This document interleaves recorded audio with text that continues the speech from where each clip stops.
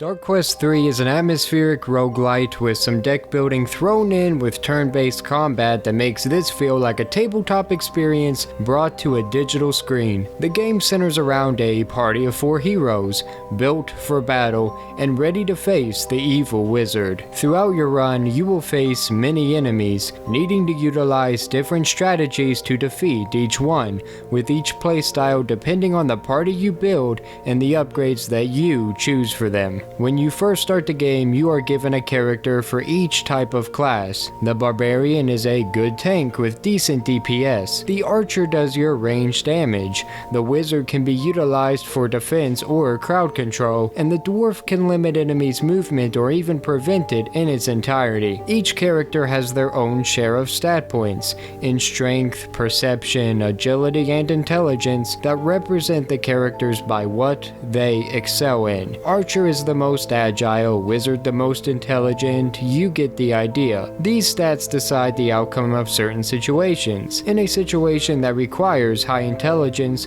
the wizard will be given more leeway with his chances than the barbarian would due to the difference in brains between them. That is represented with the dice roll. The higher the stat that corresponds with the situation, the greater the odds will be in your favor. When it comes to building each of your characters, there are 2 types of cards used for upgrading: attack cards and hero cards. Attack cards are just a basic overall attack each of your characters will do. Each time you upgrade it, your characters will do increased damage whenever the basic attack is used, as well as during counterattacks and surprise attacks that we will talk about in a minute. The attack types are different depending on the character, with ranged attacks and close combat both being either a physical attack or a magical attack. Magic attacks can be affected by magic shields, and physical attacks by physical ones. Balancing both is imperative to survival. The hero cards, however, are a bit different.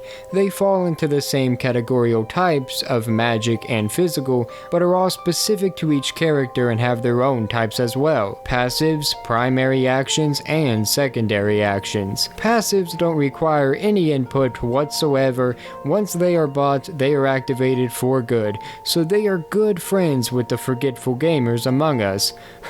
Like me. Secondary actions don't count as using a turn, as long as they are used before the primary action that does. For example, the druid can summon a creature for his secondary action. If you use that, you can then use an attack by the druid as well, but if you attack with the druid, then you're no longer able to summon because you already used your primary attack, which is a primary action. These hero cards can call lightning down on enemies, apply shields to allies, summon new allies to fight alongside us, cause 2 characters to attack on 1 character's turn, and more. Surprise attack is one of my favorites. It gives a chance to attack the enemies before the combat even begins, to do a number on the enemy forces. Counterattacks are another that attacks the enemies after being attacked, activated after a set number of turns that decrease the more that the card is upgraded. That means that originally, say that the counterattack would only be something that could be used once every 5 turns. The more you upgrade the card, the shorter the amount of turns will become. Then eventually you'll be able to counterattack every 2 or maybe even every turn. In order to upgrade any of these cards, certain conditions have to be met within the gameplay, and balancing aggressive leveling with passive survival is imperative to your character's development. The factors that determine how those requirements are met are adventure cards that put scenarios before you and the environments that you are in. At first, there isn't much of a choice on the latter, but as you unlock areas and learn the meat of them, the strategies capable of being made are beyond expansive. The last kinds of cards that do affect gameplay are equipment cards and combat cards. Combat cards are a bit of a letdown if I'm being honest. They have saved my butt a few times, don't get me wrong, but I've also completed the game on normal without using any of them besides a single healing potion. Combat cards are just that. They are potions that heal, increase attack for either 1 turn or 1 battle, and add protective buffs. Equipment cards can be equipped directly to your characters, with each one only able to equip 5, and the buffs from those last the entire entire run till death or victory. There are also runes that can do a multitude of things, from giving all your characters +2 attack power to making an enemy attack another enemy at the start of a turn, to making one of your characters at random attack an enemy just like the sneak attack does. Runes are extremely helpful, but they are really hard to acquire at times, making you defeat very powerful bosses that could be make it or break it for your squad. You have to weigh the risk and reward. Is it worth getting or is it not? I apologize if that seemed like a lot all at once, but your capability of grasping all those mechanics as quickly as possible will greatly determine the amount of fun you have while playing, as putting all I said into action is highly addicting and highly rewarding. That's where the roguelite elements come in at. Every time you die, you keep the gems that you collect, and those are used to purchase upgrades for the areas, unlock characters, and buy skins, which are all permanent upgrades. The mystery surrounding each area, including the characters that may be unlockable within each one, and the huge way that certain adventure cards can affect the overall end goal, makes replayability a huge factor. No two runs are ever exactly the same, and although learning the risks of each area is possible on every run, how you encounter and deal with them varies at every turn. Death leads to progress, progress leads to experience, and experience leads to victory. The sounds within the game both reflect the rewarding element as well as the really foreboding nature that surrounds it. The music can be bold and inspiring, or dramatically frightening depending on the areas you find yourself in.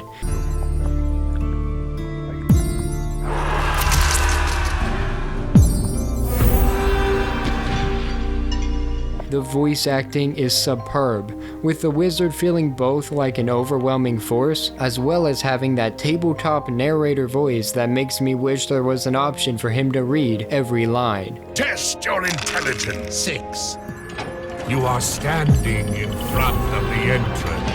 The sound effects, although can get repetitive at times, never feel that way, blending in well with the rest of the game by naturally weaving its way in, especially during pivotal life-threatening actions. I will say that this is probably the most fun I've had with a game this year, both in terms of sheer replay value, as well as the adrenaline that comes with taking a chance, facing that risk, and suffering the consequences whatever they may be. The anticipation truly may kill you. That aside, I do have some minor gripes, like how during turn-based combat, whenever you select an enemy, you have to manually choose which direction you want to hit them in, even if there's literally only one direction even physically possible. Cycling through the directions can be annoying in cases like that. Also, sometimes when I opened cards and it went to an enemy's turn, it would take forever to get off the card screen, and in a couple cases it was literally stuck even though the game was continuing on behind it.